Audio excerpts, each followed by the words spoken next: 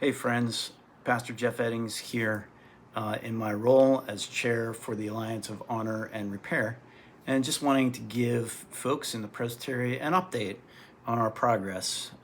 We were given our mandate in January of 2024 to explore the history of the Black Church in Pittsburgh Presbytery and its relationship to Pittsburgh Presbytery, and to find where there may be racial injustice or harm or trauma that has occurred, and then to offer our thoughts on repairs or reparations.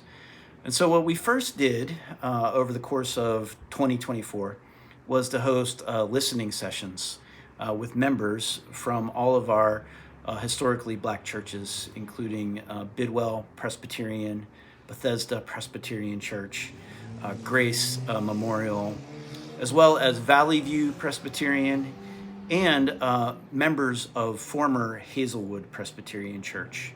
We also invited members at large from the Presbytery to have conversations with us, and we had a conversation with the Black Caucus.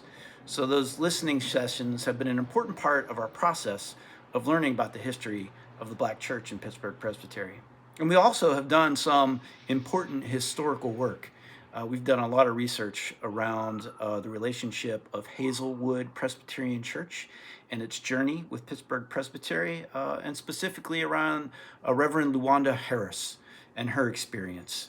And we as well have read through the Presbyterian minutes since 1900. We had a dedicated parts of our alliance as well as volunteers that faithfully read through those, just looking for experiences of the Black church in Pittsburgh Presbytery, noting where there were things that may have been disagreements or problems in that relationship, as well as attempts on the Presbytery's behalf to deal with racial injustice that has occurred in the past.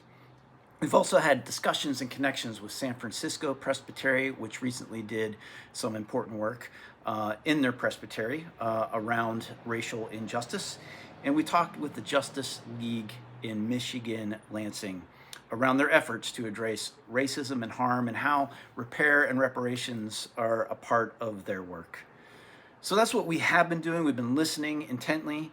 And what we now hope to do is we are in the process of taking these learnings and shaping them into some sort of recommendation to the body of Pittsburgh Presbytery around ways that we feel the Presbytery could respond to harms, injustice that has occurred with repair and possible reparations.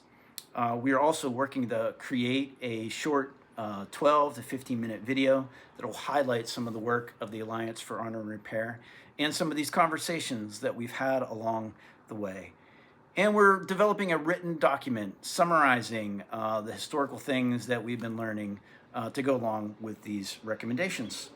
And finally, we're working on potential funding resources that might sustain repair and reparation work in our presbytery. So those are just a few of the things that we've been up to and a few of the hopes we have for the upcoming year. And we just wanted to give you an update on the progress of the Alliance for Honor and Repair, and to give thanks for folks that have been helping us and volunteering with us in those listening sessions and reading those minutes as well.